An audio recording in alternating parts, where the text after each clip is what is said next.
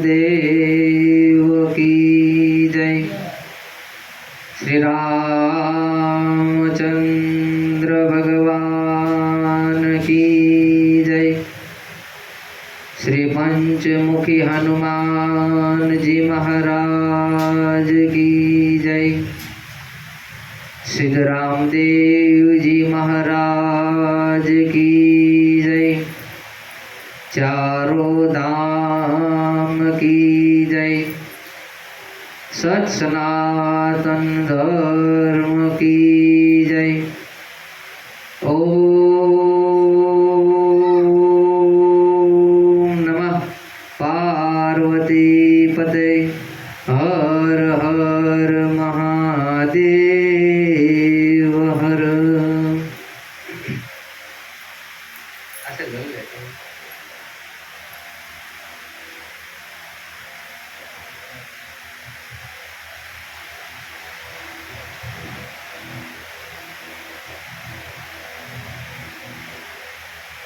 गुरु पद गावा स्नेह थी। गिरा गणेश नमः। कंठ कमल जो वाणी शुद्ध विचार। गुरुर्ब्रह्मा गुरुर्विष्णु गुरुर्देवो महेश्वर। गुरुर्साक्षात् परब्रह्मा तस्मै श्री गुरुवे नमः। आइए हनुमंत विराजिए। महिमा गाऊ मति अनुसार। प्रेम सहित आसन धरो। पधारो पवन कुमार। पधारो पवन कुमार।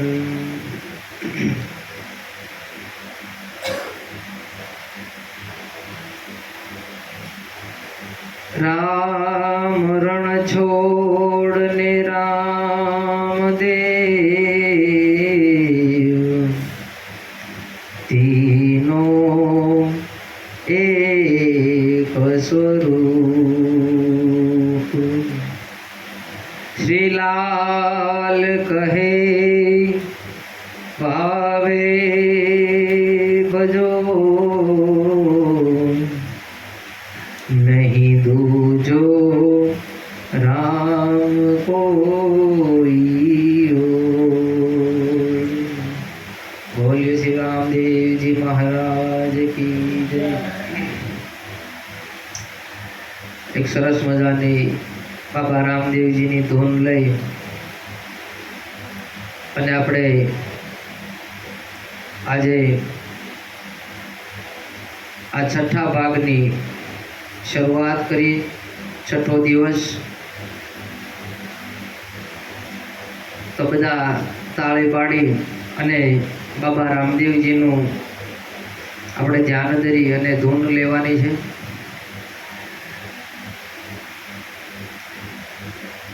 ધૂન કરવાથી આપણું ધ્યાન છે એ કથા સત્સંગમાં લાગે।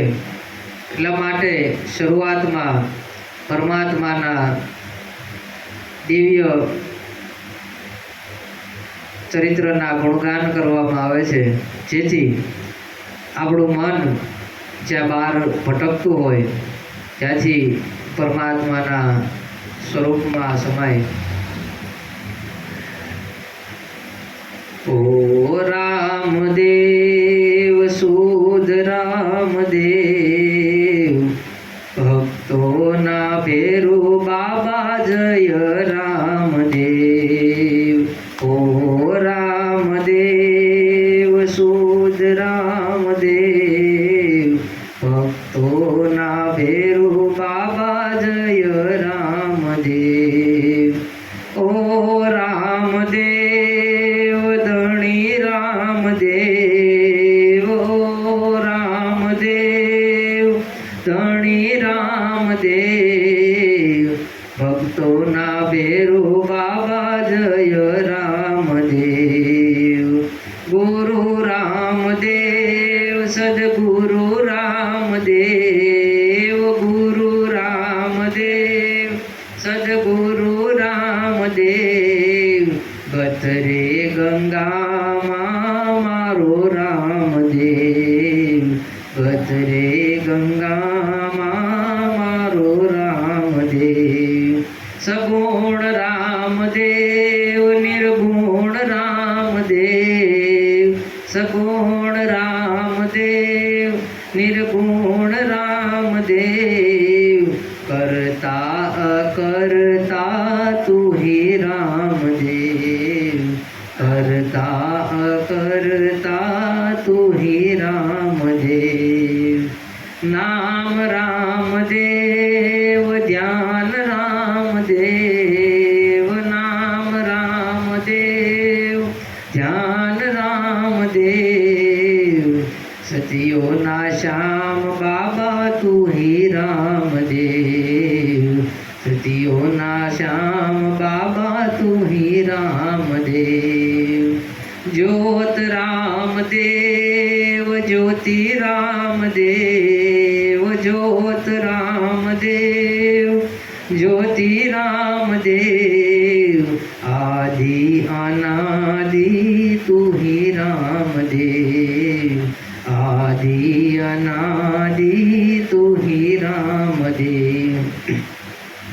વેદ રામદેવ વાણી રામદેવ, વેદ રામદેવ વાણી રામદેવ,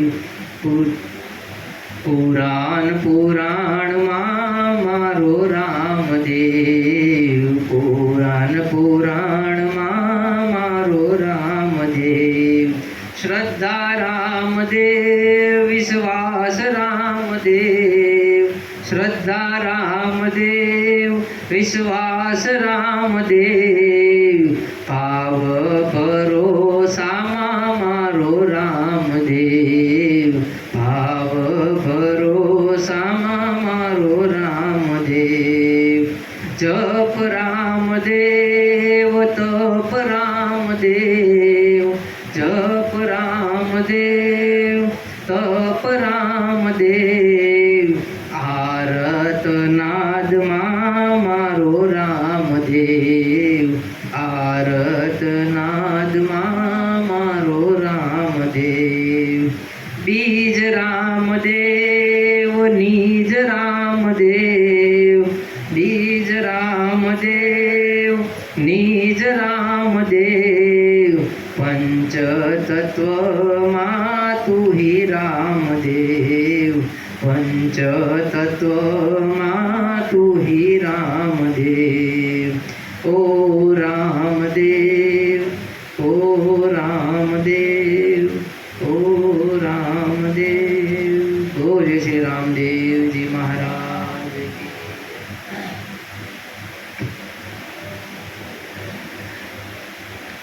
ગઈકાલે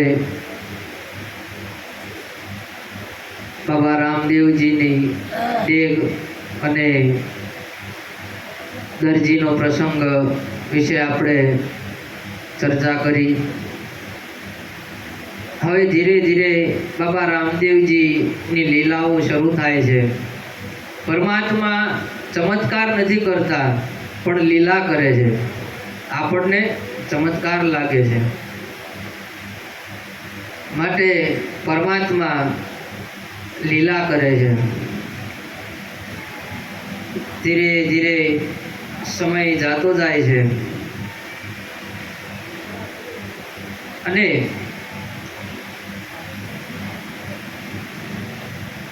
રામદેવજી મહારાજ આજે પોતાના મિત્રોની સાથે રમવા નીકળ્યા છે કે હાલો ભાઈઓ, આપણે બધા રમત રમીએ.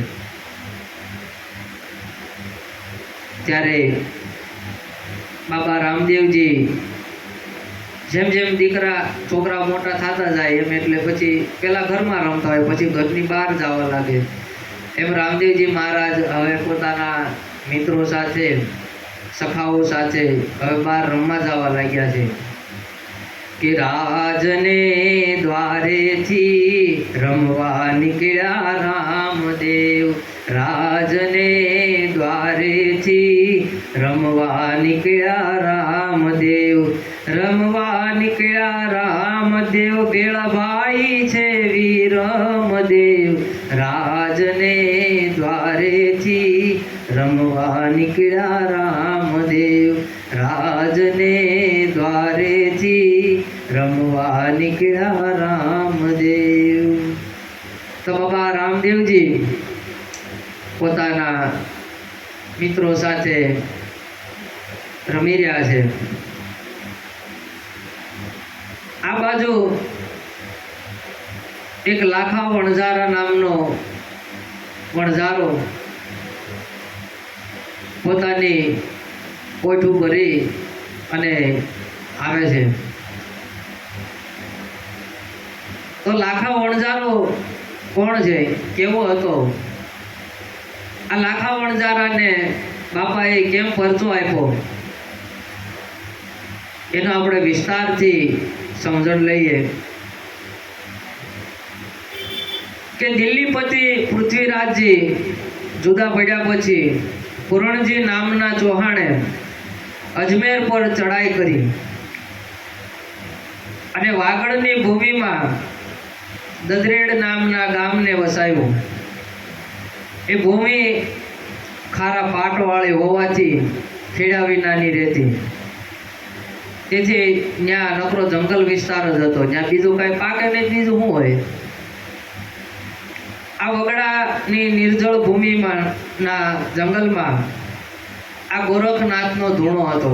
ગોરખનાથજી અહીંયા ધૂણો થાય હતો. ગોરખનાથના યોગ બળથી આકર્ષાય અને આ પૂરણજી છે એ એમના શિષ્ય બન્યા.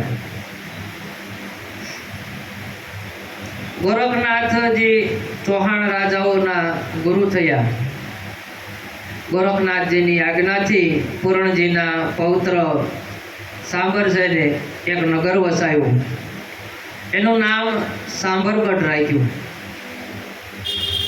તે વાગડ ભૂમિની રાજધાની તરીકે પ્રસિદ્ધ થયું. આ સાંભરગઢમાં લાખા નામનો એક મોટો વેપારી,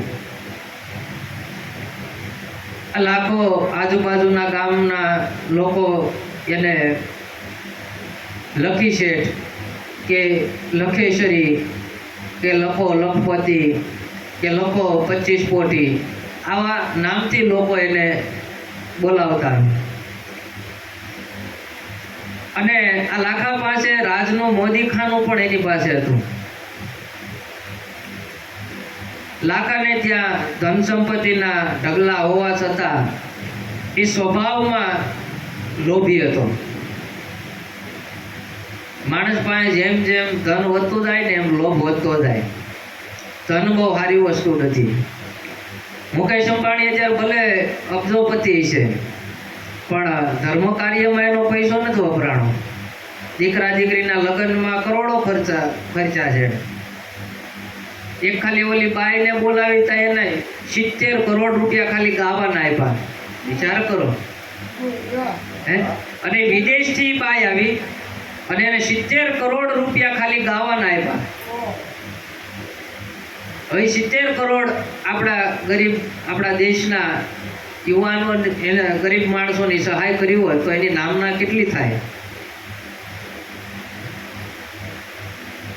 જોકે એને કર્યું એ સારું જ હતું, કારણ કે એ ગાયિકા હતી ને, એણે એમ કીધું હતું કે ભારત બહુ ગરીબ દેશ છે એમ, અને એ એને દેખાડવા માટે થઈને એને બોલાવી કે તું એમ કહેતી હતી ને ગરીબ દેશ છે, આ તારે મારા દેશમાં જ ગાવા આવવું પડ્યું એમ. પણ એનો કાંઈ અર્થ નથી, બોલવા વાળા તો બોલે. એની કરતા 70 કરોડ રૂપિયા જો કોઈ ગરીબોની મદદમાં વાપરી નાખ્યા હોત તો એની નામના થઈ જાય. એમ રામદેવજી મહારાજ આજે પૂજનીય છે, તો રામદેવજી મહારાજ શું કામ પૂજનીય છે? કાંઈ આમ કરતા બધાને સારું થઈ જતું એવું નથી, પણ એને સામાજિક કાર્ય એવા કર્યા છે, લોકોની સેવા કરી છે, રણુજા નગરી વસાવી અને દીન દુખીઓની સેવા કરી છે રામદેવજી મહારાજે, કોડિયાઓની સેવા કરી છે, રક્તપિત્યાઓની સેવા કરી છે.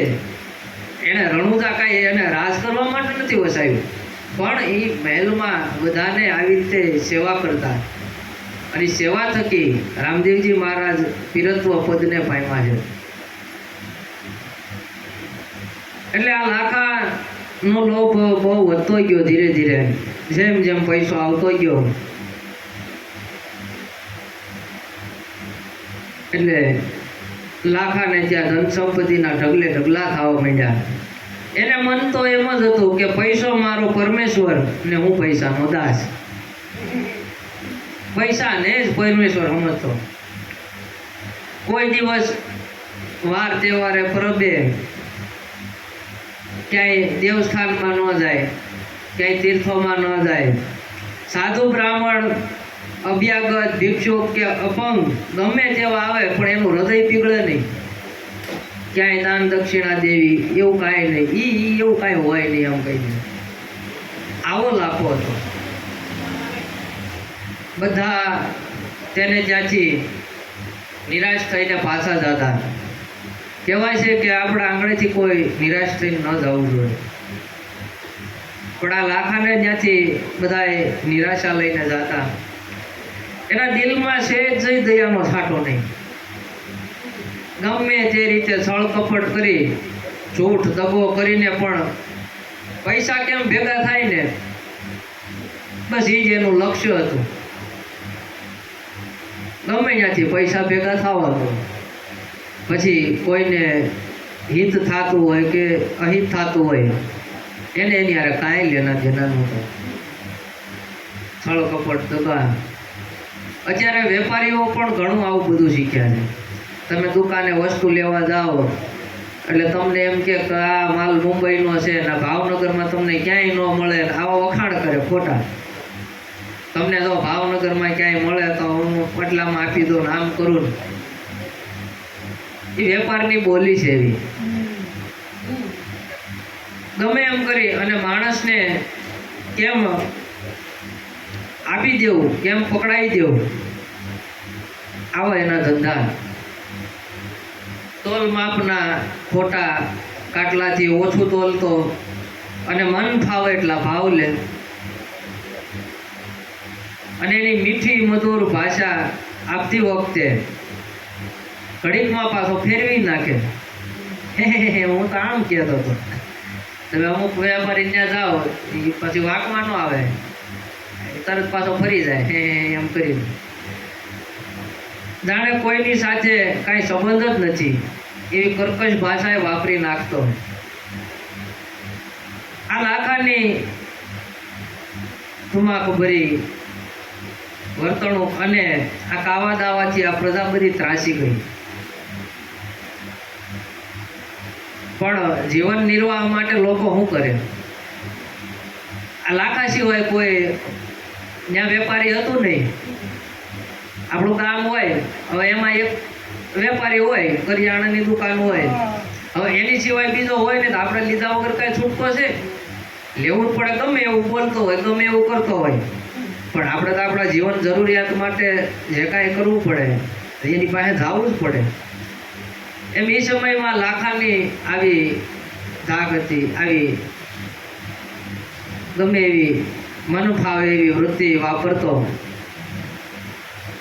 આપણે કદાચ અહીંયા પેટ્રોલના ભાવ એમ તો 200 રૂપિયા અત્યારે થઈ જાય, એમ કે કાલથી 200 રૂપિયા, પણ જેને જરૂર છે એ તો 200માંય પુરાવાનો તો છે જ,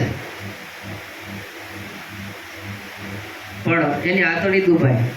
એમાં પ્રજાની બધાની આતડી દુભાણી, અને જેમ લોકોની આતડી દુભાય એમ પરમાત્મા અકળાય. પછી પરમાત્માને એમ થાય કે નહીં, મારી પ્રજા દખી છે. પણ હવે સમય આવે ત્યારે રામદેવજી મહારાજ કે આનો વારો પાડવો છે.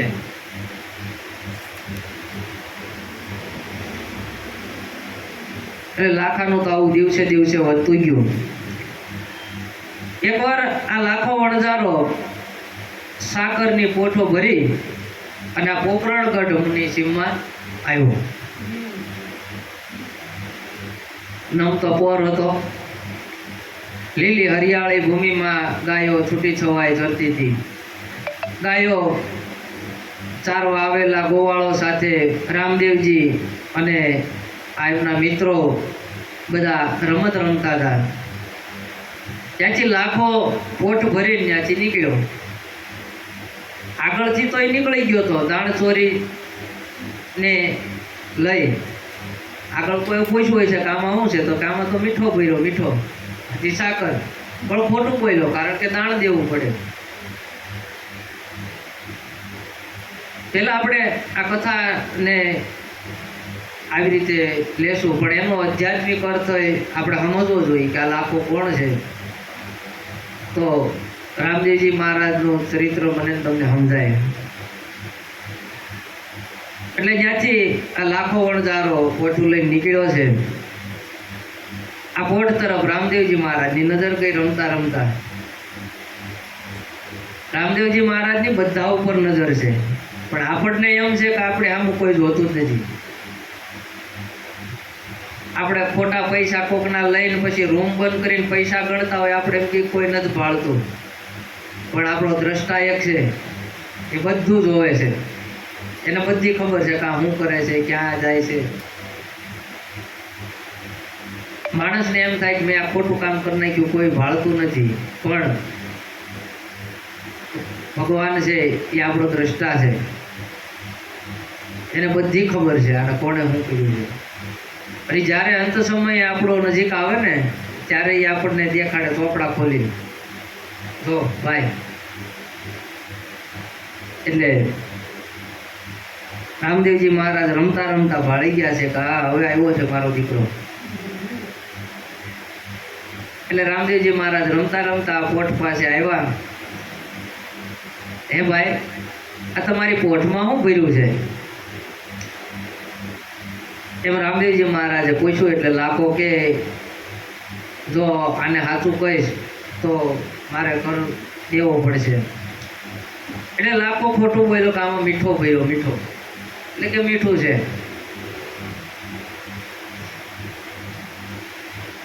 આવી રીતે ખોટું બોલી અને એને એવું લાગ્યું કે કદાચ આગળ તો હું ખોટું બોલ્યો, પણ આ છોકરાઓ કદાચ કોઈને કહી દેશે તો વળી પાછું મારે દાણ દેવું પડશે. આવા ભયથી એ ખોટું બોલ્યો, પણ એને ખબર નહોતી કે આ કોણ છે, જગતનો નાથ છે બાપ. આ મારો ને તમારો દ્રષ્ટા જો કોઈ હોય અત્યારે, તો સૂર્યનારાયણ દેવ છે ને, એ બધાના દ્રષ્ટા છે, બધાના સાક્ષી છે. તમે પૂજા કરવા બેઠો એટલે સૂર્યનારાયણની પૂજા કરાવે છે, જોઈજો. માં ધરતીની પૂજા કરાવે છે, બધા દેવોની પૂજા કરાવે છે, કારણ કે આ બધા દેવો આપણું ધ્યાન રાખે છે, બધા દેવો આપણા કાર્ય કરે છે. એમ સૂર્યનારાયણ દેવ છે એ આપણા સાક્ષી છે, એ સાક્ષી પુરાવે. એટલે પોટમાં આ સાંભર ભૂમિના ખારા પાટમાં પાકતી આ ખારી લૂણ ભરેલી છે. બાપા આમાં કીધું કાંઈ નથી. ગામમાં જઈ શેરીએ શેરીએ ફરીને વેચીશ.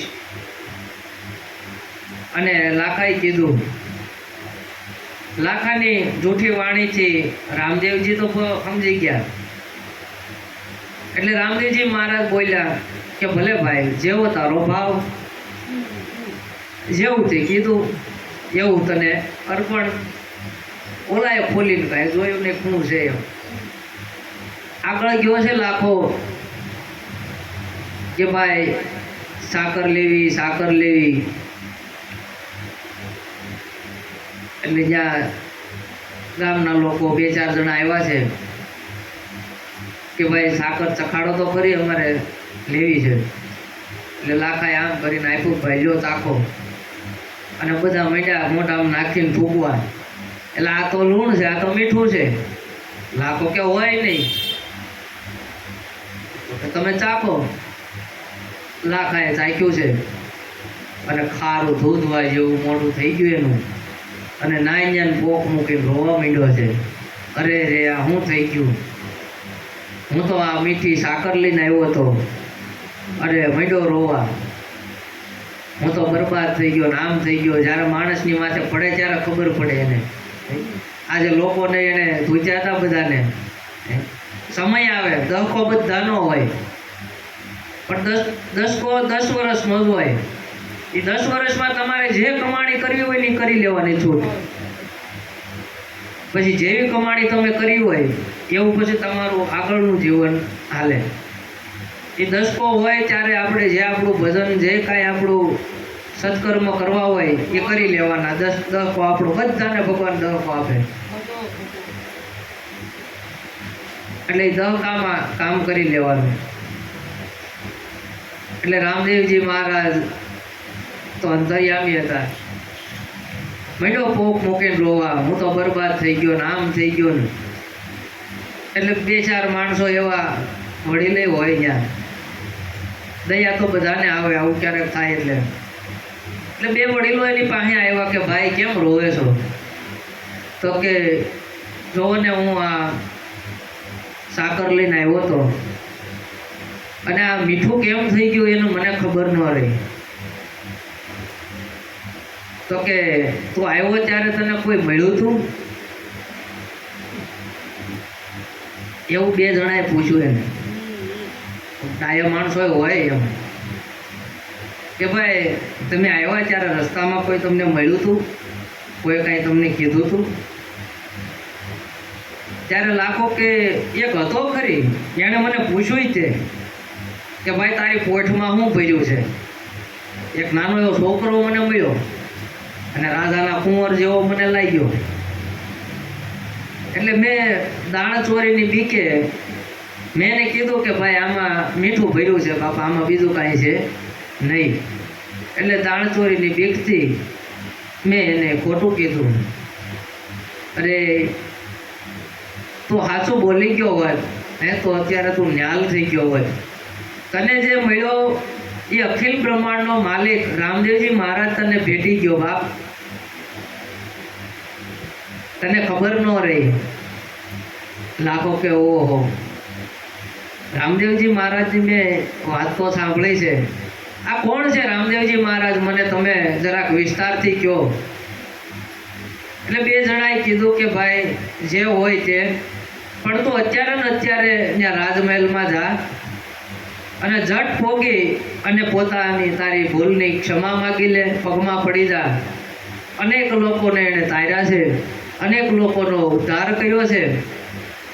અને જા જલ્દી તું રીઝવી લે ને તારું મીઠું છે એ સાકર બની જાય. લાખો દોડતો દોડતો ગયો છે. રામદેવજી મહારાજ તો વાટે જ બેઠા હતા કે હમણાં આવવાનો જ છે. દરિયામી પુરુષને શું હોય?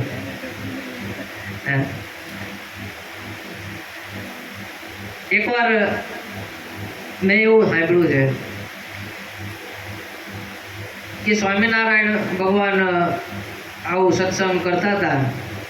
એમાં સત્સંગ સભા પૂરી થઈ અને ત્યાંથી માણસો રજા લીધી, પગે લાગ્યા અને કીધું કે અમારી ઉપર દયા રાખજો, આવીને આવી કૃપા રાખજો અને તમારી કૃપા અમારી પર કાયમ રહે એવી અમારી અરજ છે.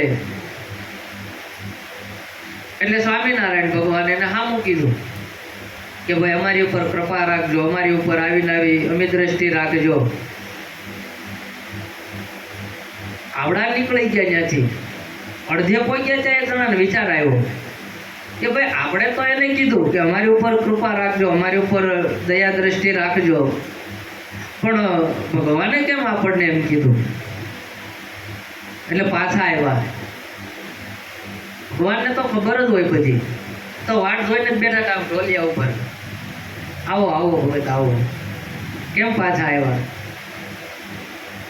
તે કે અમે તો તમને કીધું કે અમારી ઉપર કૃપા રાખો, અમારી ઉપર અમી દ્રષ્ટિ રાખજો, પણ તમે અમને કેમ કીધું? તે કે હું છે ને, હું પાણા પથ્થરના મંદિરમાં નથી રહેતો, પણ હું તમારા કટોઘટમાં રહેવા વાળો છું. એટલે હું એમ કહું છું તમે મારી ઉપર દયા રાખજો, જે કાંઈ કુકર્મો કરતા હોય મૂકી દેજો, જે કાંઈ આડોળું ખાતા પીતા હોય મૂકી દેજો. મેં એ ભાવે તમને કીધું. ભગવાન આમ કે આપણને, હું તો અહીંયા જ રહું છું, બીજે ક્યાંય રહેતો નથી.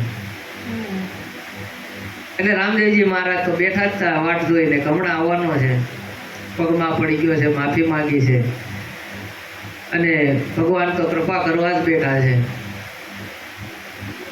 ભાઈ તું મૂંઝામાં, તને તારે ભૂલનો પસ્તાવો થયો છે એ ઘણું છે, પણ હવેથી કોઈને તું લૂંટતો નહીં, કોઈની પાસેથી હકનો પૈસો લેજે, કોઈને છેતરીશ નહીં. જે એના પૈસા થતા હોય એ જ તારે લેવાના. બમણા તમણા ભાવ કરી અને કોઈને લૂંટવાનું કામ હવે ન કરતો. આ લાખો દાણા ને એવું હંગરતો હો, દુષ્કાળ ને એવું પડે ને ત્યારે ડબલ 4 ગણા ભાવ લેતો. આવો મારફાડ હતો.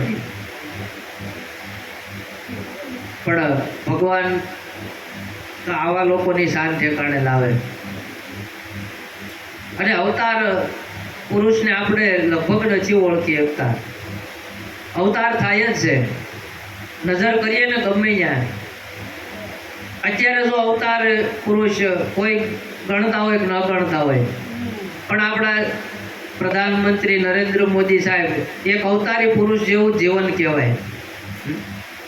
એમના આવ્યા પછી અનેક જે કાળું નાણું હતું એ બધું નીકળ્યું, કેટલા પૈસાના ગોટાળા હતા એ બધા આ છૂટા થયા. આ રામ મંદિર બન્યું, કાશ્મીરમાં આપણા બ્રાહ્મણોને કહેવા એ લોકો હેરાન કરતા, અને ત્યાં એવી સિસ્ટમ હતી કે આપણો આનો સૈનિક છે ને એ એના લોકોને ન મારી શકે, આપણા સૈનિકોને મરવું પડતું. આવી કલમો બધી છોડાવી હતી. કાંઈ કોઈ અવતારી પુરુષ સિવાય કોઈ કરીએ કે આવો વિચાર કોને આવે? બહારના દેહ, બહારના સ્વરૂપને નથી જોવાનું, એના ભીતરના સ્વરૂપને જોવાનું. હા,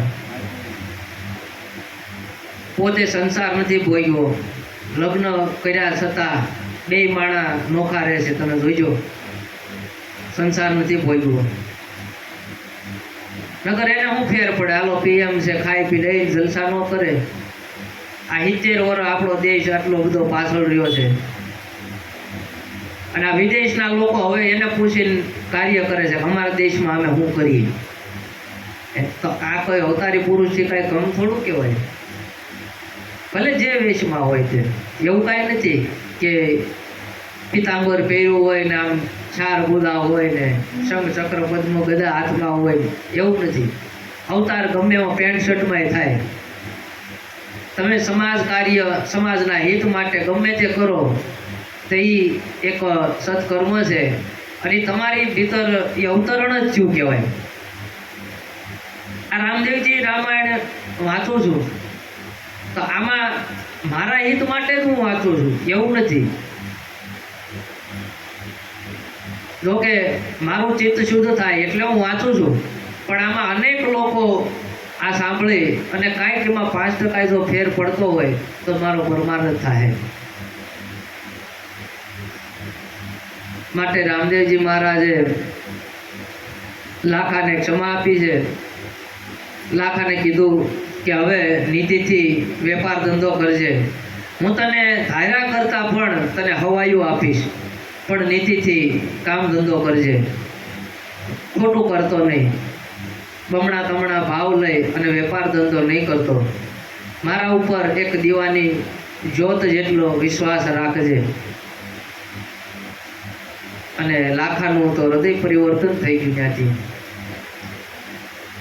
હવે આ લાખો વણઝારો કોણ છે એની સમજણ લેવી પડે. લાખો વણઝારો ક્યાંય બહાર ગોતવા જવાનો નથી. આ જીવ છે એ લાખો વણઝારો છે. અનેક જન્મોથી વણજ કરતો કરતો આયલો આવે છે. આ ખોળિયામાંથી આ ખોળિયામાં, આ ખોળિયામાંથી આ ખોળિયામાં, આ ખોળિયામાંથી આ ખોળિયામાં. કાંઈ કુકર્મ કરે ને કાંઈ ખારા કર્મ કરતો આવે ને દાદા ભાગે કુકર્મ જ કરે. માણસને સારા વિચાર તો લગભગ 5 જ આવતા હોય, પણ દિવસમાં ખોટા વિચાર આવે.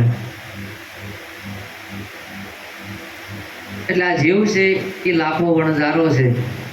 આ ગામથી આ ગામ, આ ગામથી આ ગામ, એમ આ ખોળિયામાંથી આ ખોળિયામાં, આ ખોળિયામાંથી આ ખોળિયામાં. પણ જો કોઈ સદગુરુ તમને ભેટી જાય તો મારો ને તમારો જન્મ સફળ કરજો. એમ રામદેવજી મહારાજ સદગુરુ છે.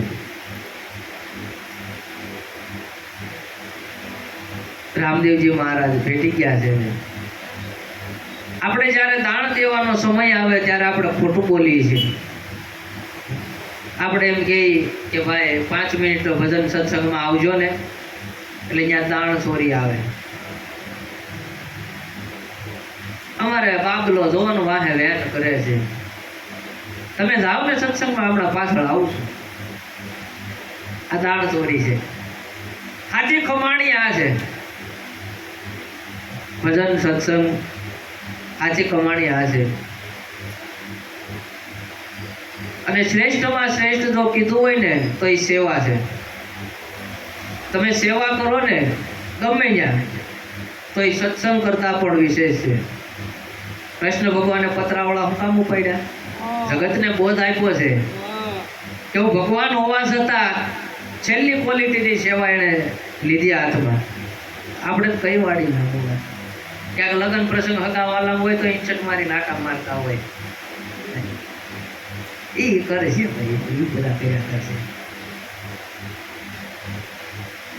એમ આપણે દાણ દેવાનો સમય આવે ત્યારે આપણે ચૂકી જાય છે. ગમે ત્યાં આપણા ગામમાં, આપણી શેરીમાં જ્યાં ભજન સત્સંગ ધૂન થતી હોય ત્યાં 1-2 કલાક આપણો સમય, આ શ્વાસા છે ને એ બહુ કિંમતીમાં કિંમતી છે. આ માણસ શ્વાસા જે ખોઈ રહ્યો છે ને એ બહુ ખોટા ખોઈ રહ્યો છે. એક શ્વાસાની કિંમત છે. ગંગા સતી પાનુબાઈ ગાય છે કે વીજળીના ચમકારે મોતીડા પરો પાનુબાઈ અચાનક અંધારા થાશે, જોત રે જોતામાં દિવસો વયા જાશે, 21,600 કાળ ખાશે. આ દેહ વીજળીના ચમકારા જેવો છે. મારો તમારો દેહ ઘડીકમાં તો કેમ ચમકારો પૂરો થઈ જાય મને તમને ખબર નથી રહેવાની. આમાં જે મોતી પોરવવા હોય ને પોરવી લેવાના છે. અત્યારે આમાં ચમકારો ચાલુ છે ત્યાં સુધી જે સદરૂપી સત્સંગરૂપી જે કાંઈ તમારે મોતી પરવા હોય એ પોરવી લેજો. ને પછી અચાનક અંધારા થાય પછી ત્યાં કાંઈ નહીં હાલે કે ભાઈ મને 1-2 દિવસનો ટાઈમ આપો ને, ત્યાં ન મળે કાંઈ. હજી અહીંયા કદાચ હાલે, કોઈને જેલ પડી હોય ને તમે કદાચ 1,000, 1,500, 5,000 તમે આપી દો, 10,000 તો ત્યાં લાગવો હાલે, પણ એના દરબારમાં લાગવો 1 સેકન્ડની હાલતી નથી. એટલે વીજળીના ચમકારામાં જે મોતી પરવવું હોય પોરવી લેવાનું. અને જોત રે જોતામાં દિવસો વયા જાય. કાલ સવારે આપણે રમતા હતા, ઘૂમતા હતા,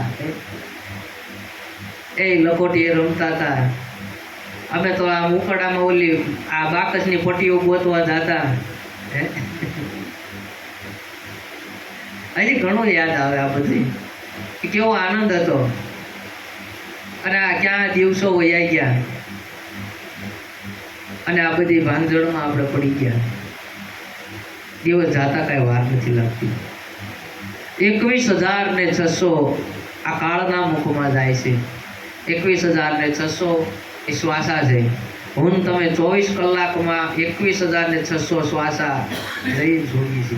આ ગંગા સતી પાનભાઈ અભણ હોવા છતાં એ કયું ગણિત ભણ્યા છે કે એને શ્વાસા ગણી લીધા? આ વિજ્ઞાની નહોતું ગણી શક્યું તો એની કમાણી કેટલી છે, એની અંતરદ્રષ્ટિ કેટલી છે?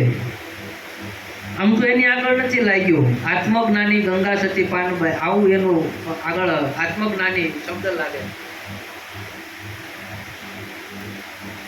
એટલે હું તમે જો ભજન સત્સંગમાં જાય ને તો મને તમને આવું પૂછી આવે. ધીરે ધીરે ધીરે ધીરે આપણી સમજણ વધતી જાય, આમાં સમજણ શક્તિ વધે ધીરે ધીરે.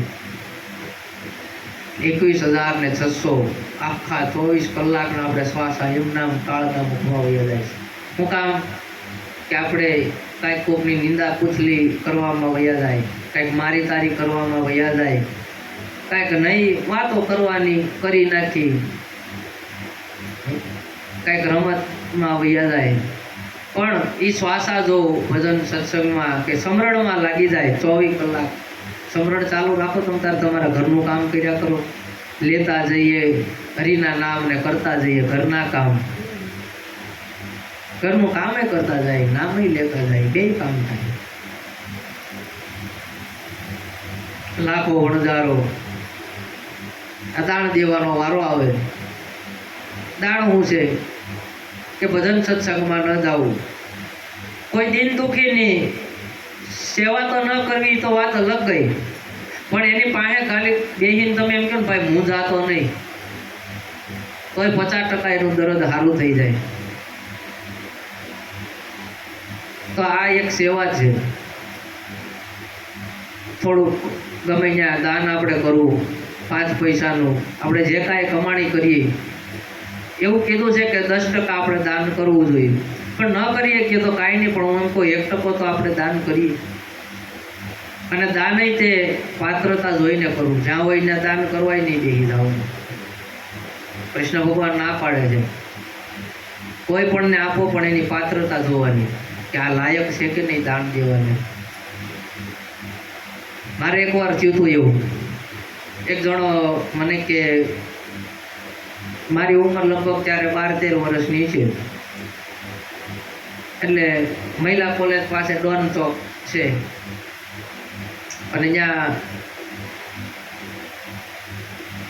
મારા પિતાજી છે એના મિત્ર ફ્રૂટ વેચતા, એટલે અવારનવાર ત્યાં બેસવા જતા. એક જણો આવ્યો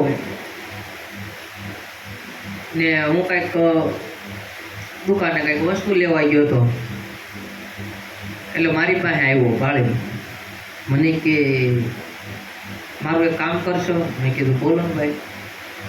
મને કે મારું પાકીટ ક્યાંક પડી ગયું છે અને મારી પાસે પૈસા નથી ઘરે જવાના. એટલે મેં વળી એને 10 રૂપિયા આપ્યા, મારી પાસે પડ્યા. મેં કીધું આલ્યો ભાઈ, તમારું કામ થતું તો બોલે. પછી અમે ત્યાંથી નીકળ્યા, એટલે આગળ એક દીપક ચોક નામનો વિસ્તાર આવે, બહુ ખરાબ વિસ્તાર, જ્યાં બધું પીવાનું બધું મળે.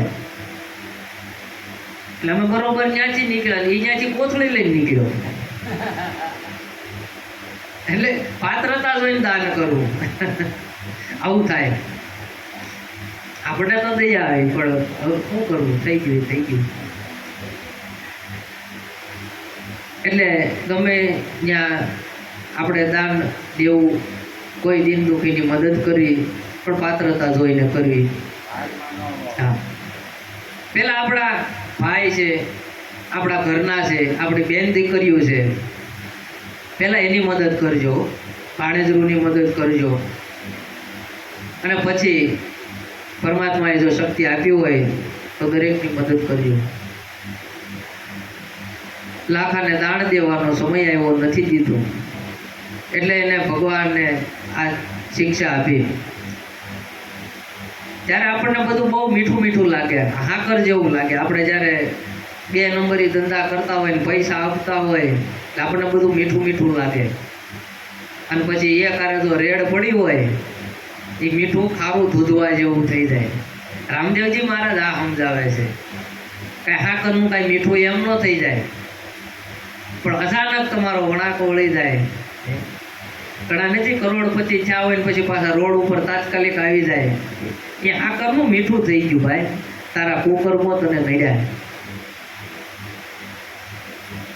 અને જ્યારે ક્યારે આવું થાય ને એટલે કોઈ એવા જ્ઞાની પુરુષનું શરણ લઈ લેવું, કોઈ એવા સાધુ સંતના ચરણમાં જવું કે બાપજી મહારાજ છે, એવી ભૂલ થઈ છે, મને યોગ્ય માર્ગ બતાવો. એટલે લાખો રામદેવજી મહારાજ પાસે ગયો છે. અને ભગવાને જે એને માર્ગ બતાવ્યો પછી તો લાખા ભગત થઈ ગયો. લાખો જે લખપતિ કહેવાતો એ બધું ભૂહાઈ ગયું અને મહિનો દર બીજું ભરવા. તો ભગવાન આવી રીતે બધાને સુધારે છે. અવતાર કાર્ય આમ કર્યા છે રામદેવજી મહારાજ, કાંઈ આમ કરે ને બધાને સારું થઈ જાય ને એવું કાંઈ હતું નહીં બાબા. ચમત્કાર ભગવાન કોઈ અવતાર નથી કરતા, ચમત્કારમાં બહુ માનવું નહીં. અત્યારે જ્યાં હોય ને નકરો ચમત્કાર નીકળ્યો, હાથમાં જ કંકુ ખરે ને ઓલામાં જ કંકુ ખરે ને, તો ફેક્ટરી કરો ને બાપા. અમારે તો સમરે હોકારો દે નામ દે, કોરોના વખતે ક્યાંય ગયા હતા તે તમે માસ્ક પહેરીને બેઠા હતા. હે સમરે હોકારો દે તો ક્યાંય ગયા હતા ત્યારે આવા નજીક બહુ હાલ્યા રહેશે. એટલે ધીરે ધીરે બાપાએ આવા પરચા શરૂ કર્યા છે. હવે જે માટે બાપાએ અવતાર લીધો હતો, જે મેન કાર્ય હતું એ બાપાએ હાથમાં લીધું કે હવે મારું કાર્ય છે એ મારે હવે કરવું પડશે. કેમ કે હવે રામાપીર બાપા છોકરાઓ સાથે એના મિત્રો સાથે બહાર રમવા લાગ્યા. એટલે એક દિવસ રામદેવજી મહારાજે કીધું કે હાલો ને આપણે આમ નદી કિનારે જઈએ આપણે. એટલે એના મિત્રો કે ન્યા ન દવાય. કાં ભાઈ શું થયું? ત્યાં આગળ ભૈરવ રાક્ષસની ભૂમિ છે, ત્યાં બધા નથી જાતા. એટલે રામદેવજી મહારાજ કે આપણે થોડાક આગળ રમશું. અને શરત મૂકી કે જેનો દડો આગળ જાય કે આ સીમાથી આગળ વધે એને દડો લેવા જવાનો. એટલે કોઈ દડો અહીંયા નાખે જ નહીં. એટલે રામદેવજી મહારાજ રમત રમતા રમતા રમતા રમતા હાથે કરીને દડો અહીંયા નાખ્યો અને એ દડો ગયો સીધો બાળીનાથ જ્યાં ભજન કરતા હતા ત્યાં ગયો છે. એ તો એના ધ્યાનમાં મગ્ન છે. રામદેવજી મહારાજને બધા મિત્રોએ કીધું કે રામદેવ દડો તમે નાખ્યો છે ને આપણી શરત પ્રમાણે તમારે જવાનું છે. ભલે મારા વાલા હોય કે મારે જે શરત હતી એ તમારે પાળવી પડે.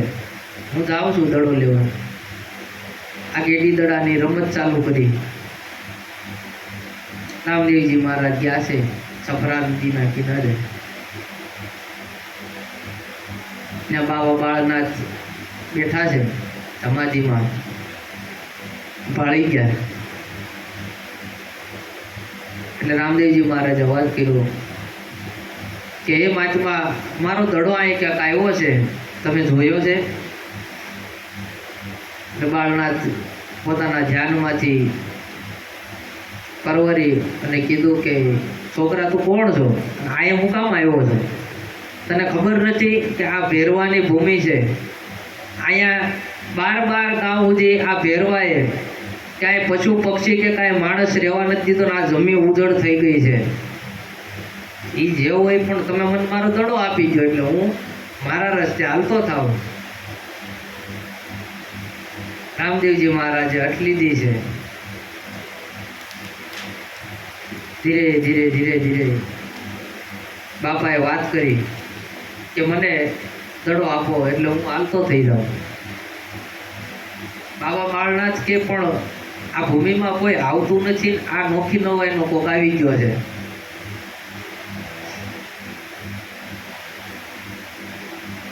એટલે બે વચ્ચે થોડીક વળચણ આલી છે. એમાં એક ભજન આવે છે કે મને કેવું જે હોય તે કહી દે ને આ કહી દે ને બાબા મારો દડુલો મને દઈ દે ને, બાબા મારો દડુલો મને દઈ દે ને. ગાયોના ગોવાળ મારી વાટું જુએ છે, ગાયોના ગોવાળ મારી વાટું જુએ છે, ગેડી દડાની મારી રમત રોકે છે, રમત રોકે છે. ખોટી વાતો ને કરવી મેલી દે ને, ખોટી વાતો ને કરવી મેલી દે ને, આહા મેલી દે ને, બાવા મારો દડુલો મને દઈ દે ને, બાવા મારો દડુલો મને દઈ દે ને. આવ્યો દડુલો લેવા લઈને જવાનો. બાપાએ કેવું કીધું એને કે હું દડો લેવા આવ્યો છું, દડો લઈને જ જવાનો. આવ્યો દડુલો લેવા લઈને જવાનો, કાતો હું ભેરવાના હાથે હણાવ છું, હાથે હણાવ છું. તારા ભેરવાને કેવું હોય તે કહી દેજે, તારા ભેરવાને કેવું હોય તે કહી દેજે, બાવા મારો દડુલો મને દઈ દે ને, બાવા મારો દડુલો મને દઈ દે ને. તુજે ભલે ને ભૂમિ ભેરવાના ભારથી, તુજે ભૂમિ ભલે ને ભેરવાના ભારથી, પલમાં પછાડું એને ગેડીના મારથી, ગેડીના મારથી. આજે રામાનું રૂપ તું જોઈ લેજે, આજે રામાનું રૂપ તું જોઈ લેજે, હા જોઈ લેજે, બાબા મારો દડુલો મને દઈ દેજે, બાબા મારો દડુલો મને દઈ દે ને. આવી રીતે રામદેવજી મહારાજને બાળનાથ વચ્ચે વડચણ થઈ છે. ત્યાં ભેરવાનો અવાજ આવ્યો, હા હા હા હા હા હા કરતો આવ્યો છે. બાળનાથ મુદાણા છે કે હમણાં આ બાળકને ભાળશે અને કોળીઓ ખરીદા છે અને મને આ બાળક હત્યાનું પાપ લાગશે. એટલે બાળનાથ કહે છે કે એ બાળક તું કાંઈ બોલતો નહીં અને હું તને આ ગોદડી નીચે હંતાડી દઉં છું. ભેરવો જાય નહીં ત્યાં હું ત્યાંથી હલતો નહીં, ભલે તમ તારે જેવી તમારી મરજી. અને બાબા બાળનાથ એને એની મટુટીમાં અંદર લઈ જાય છે અને ગોદડીમાં ઢાંકી માથે ગોદડી ઉડાડી અને ઉરાઈ દે છે. અને જેવા ગોદડી ઉડાડી છે, બાબા બાળનાથનો હાથ આયા અડી ગયો છે રામદેવજી મહારાજને અને ત્યાં જ ગુરુ ધારણા લઈ લીધી. જો ગુરુ ધારણા કેમ લઈ લીધી એમ, આ તો કોઈ સાણા શિષ્ય હોય ને એ લઈ શકે આવી રીતે. બાકી બાપુ મારે કંઠી બાંધવી છે મને બાંધ્યો ને એમ ન થાય ગુરુ ધારણા. બાપુ મને બોધ આપી ગયો, મહામંત્ર આપી ગયો ને એટલે આપણે સુગરા થઈ ગયા એવું નથી. કંઠીઓ બાંધી હોય ને તોય નુગરા કહેવાય, કારણ કે ગુરુ આપણને જે માર્ગ બતાવે ને માર્ગે ન હાલીએ તો આપણે નુગરા જ છીએ. એના કીધા પ્રમાણે ન હાલીએ, કઈ કંઠી બાંધે આપણે સુગરા ના થઈ જાય. કબીર સાહેબ એમ કીધું છે કે ગુરુ વગર નામને કેટલાય મળજો, જેને ગુરુ નથી ધારણ કર્યા એવા કદાચ લાખો મળજો, પણ આવા નુગરા સામે ન મળતા. કે જેને ગુરુ ધારણા લીધી છે છતાં ગુરુની આજ્ઞા પ્રમાણે હાલતા નથી, એ સતે ઓલે નુગરા છે. એટલે રામદેવજી મહારાજને ત્યાં ઓઢાડીને ભૂરાઈ દીધા છે. ફેરવો આવીને તરત વર્તી ગયો કે બાપજી મને અહીંયા માણસની વાસ આવે છે. આઈ કેવા માણસ કે તે 12 ગાંવ સુધી તે કાંઈ રહેવા દીધું છે, આ પશુ પક્ષી તે કાંઈ રહેવા દીધું, આ ઝાડે ફૂંકાઈ ગયા બધાય, આ જંગલ કરી નાખ્યું છે કે જેવું હોય છે, પણ મને અહીંયા માણસની ગંધ આવે છે.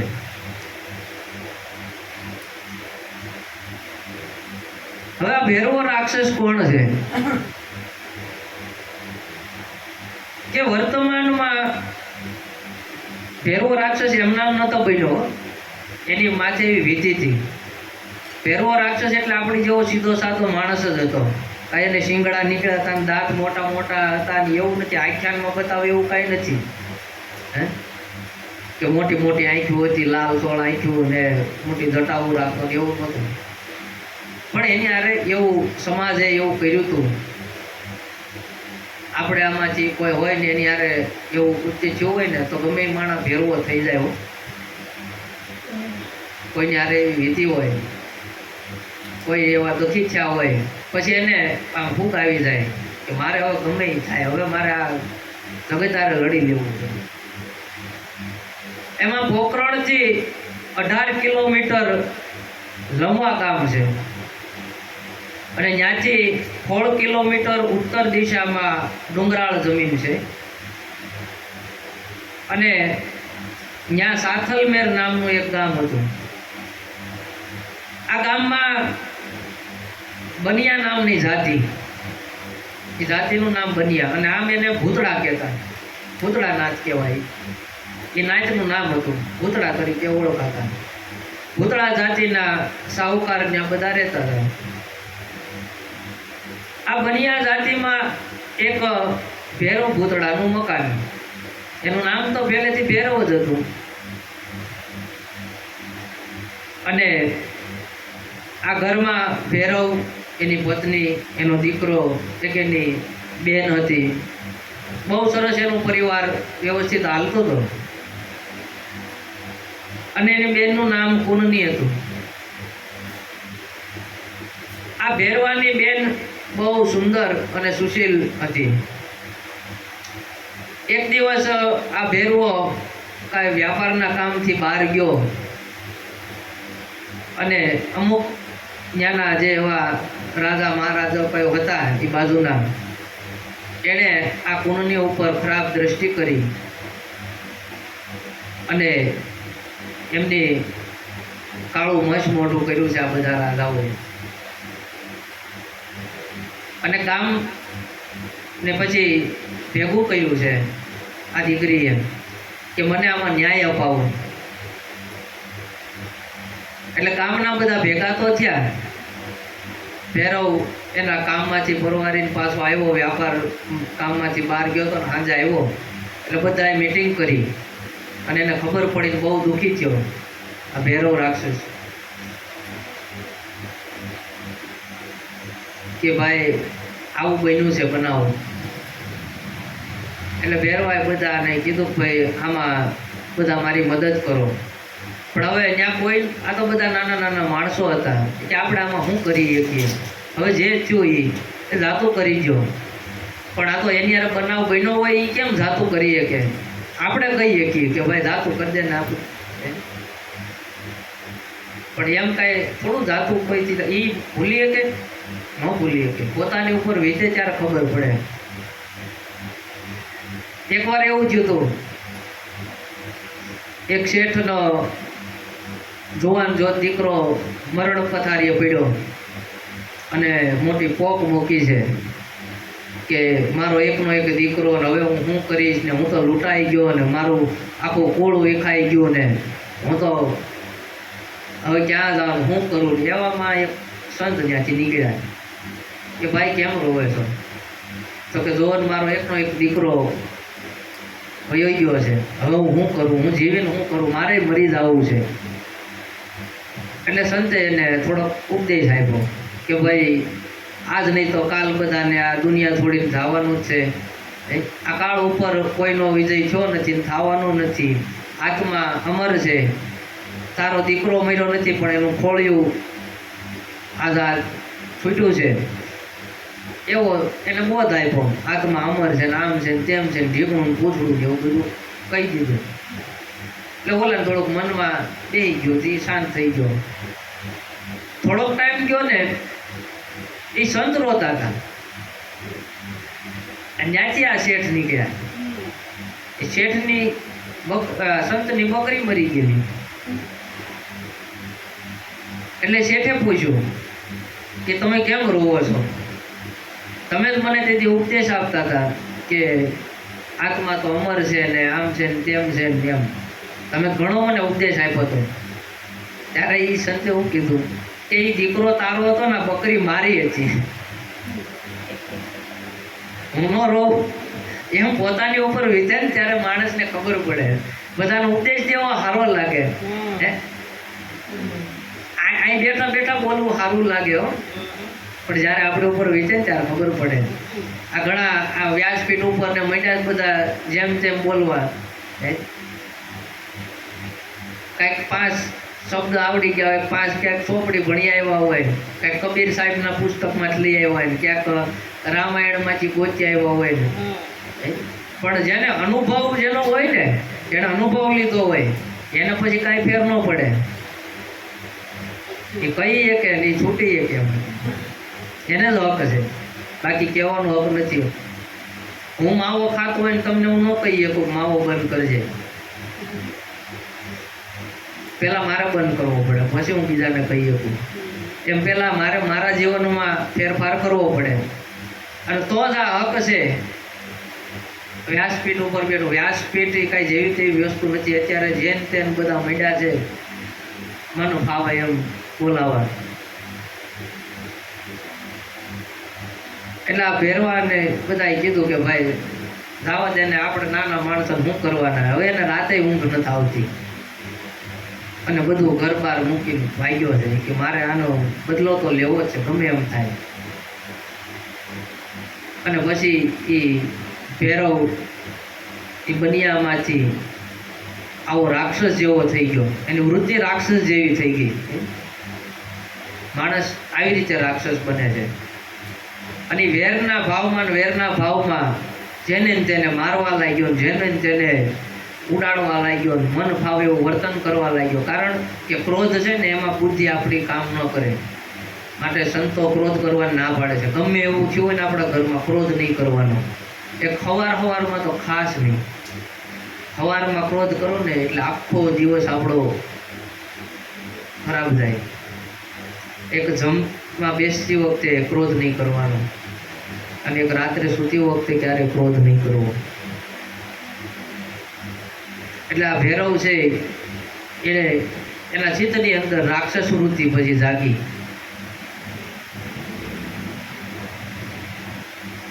એટલે બાબા રામદેવજીને તો ત્યાં પુરાવી દીધા. ના ભેરવાએ કીધું મને આ માણસની ગંધ આવે છે, અહીંયા કોઈક આવ્યો તો છે જ. એટલે બાળનાથ કે ભાઈ કાંઈ છે નહીં અહીંયા. હવે બાળનાથને એને પાછા પૂરું કરેલા. તો રાક્ષસના ગુરુ તમે વિચાર કરો. બાળનાથ જેવા કોઈ રાક્ષસ એના ગુરુ બને કરી, પણ બનવું પડે. રાક્ષસ વૃત્તિ વાળાને જ સુધારવાના છે. આમાં સુધરેલાને ક્યાં આપણે સુધારવાના છે? પહેલો નંબર લાવતો એ છોકરાને ક્યાં પછી બહુ ભણાવવાનું જ આવે, એને ખાલી શાન જ કાપી હોય. પણ જે નબળા છોકરાઓ છે એની ઉપર પૂરતું ધ્યાન આપવાનું. અત્યારે શિક્ષકો આ નિશાળોમાં અત્યારે ક્રેઝ આવેલો છે. સારા નંબર લાવતા હોય ને એવા છોકરાને જ એડમિશન આપે. નબળા છોકરાને કેવું નહીં ભાઈ, જરૂર એને છે. સારા માર્ક લાવે એની જરૂર નથી, એ તો લાવવાનો જ છે.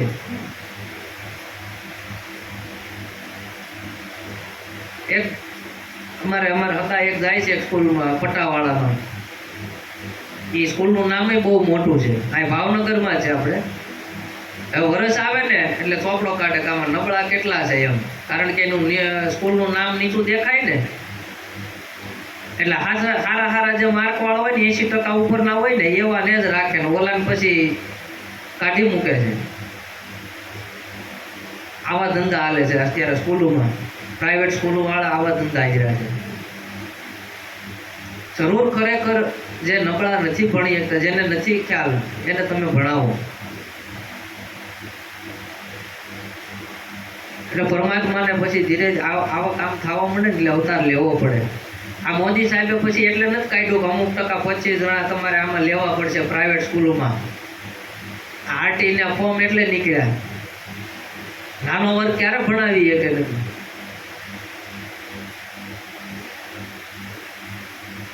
એટલે કીધું કે ભેરવાથી અહીંયા કાંઈ કોઈને રહેવા નથી દીધા, અહીંયા કોઈ આવ્યું નથી. જે હોય છે, પણ મને અહીંયા કાંઈક લાગે છે. ભેરવો ગયો છે અંદર રૂમમાં, અને ગોદડી ભાળી ગયો. ગોદડી ખેંચી ખેંચી ખેંચી ખેંચી એના હાથ થાકી ગયા, પણ ગોદડીનો છેડો આવ્યો નહીં. પણ એને ખબર હતી આમાં કોક છે એમ. અને બાપા ઊભા થયા છે અને ભેરવાની વાહે પડ્યા. હો, ભેરવાને ભાગવું પડ્યું હતું. આ તો પરમાત્મા છે. આગળ ભેરવો ને પાછળ બાપા વાહે દોડ્યા છે. ક્યાં જાશો? આ તો ભગવાન ભાળી ગયો. જેવો હોય પણ મારો કાળ છે. આ દોડી દોડીને ગયો છે અને બાપાએ પકડ્યો છે એને. ઉપાડીને ફેરવીને મૂક્યો એને અને માથે ચડી ગયા બાપા. પગ મૂક્યો. બોલ ભેરવા. બાપા હવે ખમૈયા કરો. તો કે તને આજ મારી નાખવાનો છે. તો કે તમે મને નહીં મારી શકો, કારણ કે તમે ગુરુ ધારણા લીધી છે. બાળનાથ મારાય ગુરુ છે ને તમારાય ગુરુ છે. એટલે આપણે બે ગુરુભાઈઓ થયા. અને ગુરુભાઈની હત્યા ન કરી શકે. એટલે ભગવાને રામદેવજી મહારાજે એને ત્યાં ગુફામાં ભંડારી દીધો છે ભેરવાને. કે ભલે હું મારી તો ન એકું, પણ તને ભંડારી દઈશ. એટલે એને ભોંમાં ભંડારી દીધો છે. એટલે ભેરવાએ પાછી અરજ કરી કે તમે આ ભંડાર્યો, પણ મારું ખાવા પીવાનું એ કોણ દઈ જાય? કે જા મારું વચન છે કે જ્યાં જ્યાં મારા પાઠ પૂજા થતી છે, જ્યાં જ્યાં મારા નામના ગુણગાન ગવાતા છે, ત્યાં તારી પ્રસાદી બનશે. અને એ પ્રસાદી તને અહીંયા ભોગ રૂપે તને મળી જાય. ભલે બાપા, જેમ કહો એમ બાપા. કારણ કે ભગવાન ભાળી ગયો. હવે આ ભેરવો રાક્ષસ કોણ છે એનો આપણે અધ્યાત્મ જાણવું પડે. કે મારો ને તમારો દડો જ્યારે સફરા નદીના કિનારે જ્યાં સુધી નથી જતો, આપણો મનરૂપી દડો છે ને ત્યાં દોડવીને જવા દેવાનો છે. ક્યાં? તો કે ભક્તિના માર્ગે. સફરા નદીનો કિનારો એ ભક્તિનો કિનારો છે. આ દડો મન છે, મનરૂપી દડો. રામદેવજી મહારાજે મનરૂપી દડો ત્યાં દેડવો છે. અને દડો ત્યાં ગયો અને ત્યાં ભક્તિના કિનારે જાઓ ને ત્યાં તમને સાધુ સંતો મળે. કેમ ત્યાં જ બાળનાથ મળ્યા? ભક્તિ જ્યારે પ્રગટ થાય ત્યારે ભક્તિના તમે ત્યાં ભોગો એટલે તમને સાધુ સંતોનો ભેટો થાય. સદગુરુનો ભેટો ત્યાં જ થાય. પણ એકવાર ભક્તિ નિર્માણ થઈ જવી જોઈએ. આ દડો એકવાર ત્યાં દેડવી દેવાનો છે. જે થાનારી હોય થાય, પણ મનરૂપી દડો છે એ ત્યાં જવા દેવાનો છે. એ દડો ત્યાં વયો જાય એટલે ત્યાં બાળનાથ વાટ જોઈને જ બેઠા છે. પણ દડો આપતા નથી બાળનાથ કે ભાઈ આ દડો મારી પાસે રહેવા દે. હવે એટલે બાળનાથ ના પાડે છે, તું આમ નામ વયો જા. તમને નાય પાડે. તમારી અંદર તમને ઘણીવાર એવું થાય, ભક્તિનો ભાવ જાગે કે મારે આ ભક્તિ કરવી છે, કરી જ લેવી છે. એટલે આ સમાજના ઘણા એમ કે આલન ફલાણે પિક્ચર આવ્યું છે બહુ સરસ, એટલે તમને ભક્તિના કિનારા સુધી ન જવા દે. આલન ફલાણે આપણે બેહવા જવું છે. મારે સત્સંગમાં તો હાલો સત્સંગ જ છે, હાલો ને ભાઈ. એટલે ભક્તિ ન કરવા દે. પણ આ તો રામદેવજી મહારાજ મને તમને આ બધું કહેવા માંગે છે કે ભક્તિનો કિનારો પકડી લીધો, ત્યાંથી પાછું નથી આવવાનું. અને ભેરવો એટલે અહંકાર. મારે તમારી ભીતર જે અહંકાર છે એ ભેરવો છે. એની અહંકાર છે ને ભક્તિ નથી કરવા દેતો. અમે થોડા ભજનમાં હારા લાગી, અમે તો આ મહેફિલું ભરી હોય ને એ ઓલું બધું મળતું હોય ને અમે ત્યાં હારા લાગી, પછી ટલ્લી થઈને ભલે રોડ ઉપર પડ્યા હોય. અહંકાર મને તમને ભક્તિ સુધી નથી જવા દેતું. આ કર્મ રૂપી ભેરવો છે ને એ એ ન જવા દે. અને જ્યાં અહંકાર છે ત્યાં ભક્તિ નથી, અને ભક્તિ છે ત્યાં અહંકાર નથી રહેતો. બેને વિરોધાભાસ છે. કા પૂર્ણ ભક્તિ હોવી જોઈએ અને કા અહંકાર હોવો. એટલે રામદેવજી મહારાજ બાળનાથને પેલા ગુરુ ધારણા થઈ છે. જોજો, ગુરુ કર્યા વગર અહંકાર મરતો નથી. મને તમને જ્યાં સુધી સદગુરુ નહીં મળે ને ત્યાં સુધી મારી તમારી ભીતર જે અહંકાર છે એ અહંકાર મરવાનો નથી. એટલે રામદેવજી મહારાજે પેલા ગુરુ ધારણા લીધી. બાળનાથનો હાથ પડતા બાળનાથે કઈ ગોદડી ઓઢાડી? કૃપારૂપી ગોદડી ઓઢાડી છે કે જા તારો વાળ વાંકો ન થાય. તમને સદગુરુ મળી જાય ને એટલે તમારો કોઈ વાળ વાંકો ન કરી શકે. ઓલું તો નાનું એવું બાવ હતું. રામદેવજી મહારાજ તે 7-8 વર્ષના હતા. ફેરવો ભાગે એવું લાગે તમને? તમારે સામું કોઈક નાનું છોકરું કહે એ આપણને કોઈ કહી જાય આપણે બે લાફા નો મૂકી દે, હું ટપુડા જેવડું મારી સામું થતો. આપણા દીકરા ને દીકરા હોય તોય આપણે નથી બેસી દેતા. તો એ ભાગ્યો કેમ? કારણ કે સદગુરુનો હાથ પડી ગયો, એની કૃપારૂપી આપણા ઉપર ગોદડી છે. પછી અહંકાર ગમે એટલી ગોદડીઓ કહે ને, એકવાર ગુરુની જો ગોદડી ઓઢાઈ ગઈ. કબીર સાહેબ ચાદર વણતા, વણકર હતા. એક વાણો ને એક તાણો. આ વાણા તાળ જે હાલે છે, મારી તમારી વાણા તાળ એક સંસારનો છે અને એક ભક્તિનો છે. અને તો જ આ ચાદર બને. એમ આ ગોદડી રામદેવજી મહારાજે ઓઢી છે. પણ પછી અહંકારને તમારી પાસે આવવું હોય ને તો એનો આવી શકે. સદગુરુનો ભેટો થઈ જાય ને તો ગમે એટલી ગોદડીઓ ખેંચી ન લે. પણ જ્યાં સુધી તમે ન ધારો ત્યાં સુધી અહંકાર તમારી પાસે આવી ન શકે. રામદેવજી મહારાજ બહાર નીકળ્યા અને ભાગ્યા છે એની વાહે. અહંકારને ભાગવું પડે. અહંકારને માર્યો નથી. અહંકાર કોઈનો મરતો નથી. આપણે આગળ પણ પ્રહલાદજીની કથામાં આપણે સાંભળ્યું કે હિરણ્યકશિપુ છે એ અહંકાર હતો. એને એવું વરદાન હતું કે હું બારય નો મરું, અંદરય નો મરું, ઉપરય નો મરું, નીચે નો મરું, અસ્ત્રથી નો મરું, શસ્ત્રથી નો મરું, કે લીલાથી નો મરું, હુકાથી નો મરું. અહંકાર છે ને એ બારય નથી મરતો, અંદરય નથી મરતો, ઉપરય નથી મરતો, નીચે નથી મરતો. કોઈ અસ્ત્રથી નો મરે, શસ્ત્રથી નો મરે. અહંકાર લીલાથી નો મરે, ભૂકાથી નો મરે. આ બધી કથા મને તમને આ બધું સમજાવે છે. એટલે અહંકાર કદાચ માણસનો વયો જાય ને ભક્તિ માર્ગે કદાચ હાલી ગયો હોય, પણ એ ક્યાંક છુપાઈને ખૂણામાં હોય ખરી. ભક્તિ માર્ગ સાધુ સંતોમાં એવું થાય, કોક એને જે સારો આગળ નીકળી ગયો હોય તો એને ઈર્ષ્યા થવા માંડે, અને પછી એને અહંકાર આવે મારી જેવો કોઈ નથી.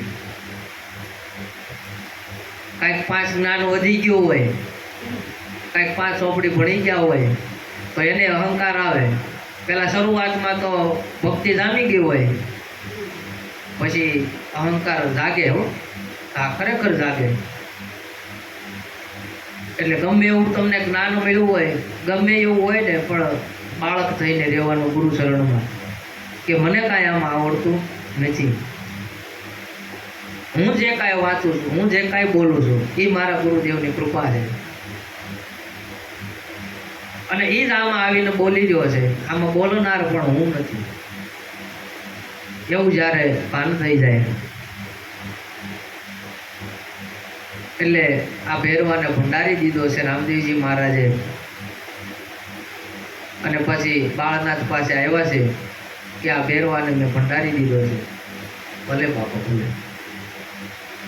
પછી બાપાએ એની પાસે એક માંગણી કરી છે બાબા બાળનાથે કે હવે આ જમી ઉજળ થઈ ગઈ છે, આ 12 ગાઉ સુધી કાંઈ રહેવા નથી દીધો.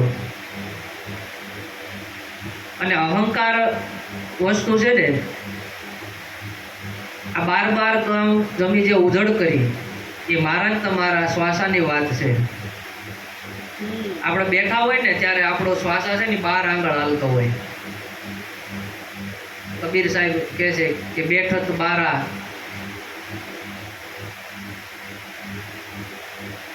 ચાલતા 18 અને મૈથુન કરતા 32, એમ વધતું જાય છે. તમે ક્રોધ કરો ને, તમારે તમારા શ્વાસ ઉપર ક્યારેક ધ્યાન દેવાનું. આ ફટફટ હાલવા મળશે શ્વાસ. તમારા કાંઈક એવો બનાવ બન્યો હોય તો તમારા શ્વાસ વધી જાય. તમે ભજન સત્સંગમાં બેઠા હોય ત્યારે શ્વાસ ધીમા ધીમા હાલતા હોય, અને રાત્રે આપણે સૂતા હોય ને ત્યારે હાવ શ્વાસ ધીમા થઈ જાય. આ શ્વાસની ગતિ પણ એ શ્વાસાની ગતિ જો એક થઈ જાય, ગમે એવી પરિસ્થિતિ આવે ને તો મને તમને આ બધું સમજાય એવું છે. આ શ્વાસાની ગતિ જે વધઘટ થાય છે ને એટલે આપણા જીવનમાં સુખ દુઃખ ને આ બધું આવે છે. એટલે સાધુ સંતો ક્રોધ કરવાની ના પાડે છે, કારણ કે શ્વાસા વધી જાય છે. અને આ શ્વાસાનો જ ખેલ છે. જ્યાં સુધી આમાં શ્વાસા હાલે છે ને ત્યારે મારી ને તમારી આ સગાયું છે બધી, કે આ જીવને શ્વાસ તણી સગાઈ એને ઘરમાં ઘડી ન રાખે ભાઈ. જ્યાં સુધી શ્વાસા હાલે છે ને ત્યાં સુધી તમને મને બધાને રાખવા. કે મરણ પથારીએ પડ્યા પછી કલાક થાય એટલે એમ કે ભાઈ હવે ઉપાડો ને, અમારે કામ ધંધે જવાનું મોડું થાય છે. એટલે ભાઈ તમે 20 વર્ષથી એની હારે રહેતા, હારે ચા પાણી પીતા, એ તો મારી વાત થાય છે. બાપને ગમે એવો દીકરો વાલો હોય પણ આ શ્વાસા પૂરા થાય તો એને જવું પડે. આમ તમે આમ ગાલને અડો ને આમ આમ આમ ખાડો પડી જાય એવું આમ દૂધના ખોદા જેવો દીકરો હોય, તમને ગમે એટલો વાલો હોય, પણ આ શ્વાસા વયા જાય પછી જેમાં હું એમ કહું કદાચ એક દી આ દેહ કદાચ રે તો રે, નકર એમાં કીડા પડવા માંડે, વાસ આવવા માંડે. તો આમાં કાંઈક એવું તત્વ છે. તમે ડૉક્ટરને ગમે એમ કહો કે ભાઈ આ સિરિન તમે આમ કહી દો એટલે ડૉક્ટર એમ કે ભાઈ આ એની કિડની છે, આ એનું ગટર છે, આ ઓલું છે, પણ ડૉક્ટર હજી એમ નથી કહ્યું કે આ એનું હાથમાં છે. ડૉક્ટરની તાકાતની 12 વસ્તુ છે. ડૉક્ટરો કેમ છેલ્લે ઊંચા હાથ કરી દે છે કે ભાઈ કેસ ફેલ થઈ ગયો છે. એટલે આત્મતત્વ છે એને ઓળખવાની જરૂર છે. આ શ્વાસાનો જ બધો ખેલ છે. એટલે શ્વાસે શ્વાસે સમરણ કરી લે મત કર સિદ્ધ શાળામાં. શ્વાસે શ્વાસે સમરણ કરવાનું છે જ્યારે ટાઈમ મળે ત્યારે. આ 12 આંગળ જે શ્વાસો હાલી ગયો છે એ મારી તમારી આ જમી છે ઉજળ કરી ગયો છે. આપણું જીવન ક્યાં જાય છે મને તમને ખબર નથી. આપણે કયા રસ્તે હાલી ગયા છીએ એ ખબર નથી. શું કરીએ છીએ એની ખબર નથી. થોડુંક જાગૃત થવાની જરૂર છે. મરણ પથારીએ જે પડ્યો હોય ને એને નીચે છાણનું લીપણ કરે. એ શું કામ કરવામાં આવે છે કે ગાયના છાણમાં એટલી તાકાત છે કે જ્યાં સુધી છાણ ઉપર એ જે લીપેલું હોય ત્યાં સુધી આ બોડી પડી હોય ને એને અમુક જે જીવાત હોય, અમુક જે જીવજંતુ હોય, જે નકારાત્મક જે ઉર્જા હોય એને આવવાનો દે. છાણમાં એટલી તાકાત છે. ગાયનું દરેક અંગ કામ લાગે છે એટલે આપણે એની પૂજા કરીએ છીએ. ગાયનું દૂધ આપણે પીએ છીએ. ગાયનું મૂત્રય કામમાં આવે છે. ગાયનું મળય કામમાં આવે છે. આપણું કાંઈ કામમાં આવે છે. ગાયનું ચામડું કામમાં આવે છે. જો મર્યા પછી છતાં અત્યારે લોકો જો ગાયને રજળતી મૂકવા માંડ્યા છે. આમ બધા આ ઉત્તરાયણ આવે ત્યારે મને બધા ખવડાવવા, પછી આખું વર્ષ ભલે ભૂખી મરતી હોય, અમારે પુણ્ય કમાઈ લેવું છે એમ પુણ્ય ન પડે. તમને કડકડતી ભૂખ લાગી હોય ને થાળી ધરે ને તો એ જે આશકારો થાય ને જે તમારા અંદરથી જે આશીર્વાદ નીકળે ને, કોઈ તમને બટકું રોટલો આપી દે ને એ આશીર્વાદ લાગે. એમ કાંઈ નહીં, તમે જ્યારે ભૂખી થઈ હોય ને તમે આપો ને ત્યારે એ લેખે લાગે. તમારું ડમડોળ પેટ ભર્યું હોય અને તમને આમ સોનાના વર્ક કરેલી તમને મીઠાઈ આપે, તમે નથી ખાવાના.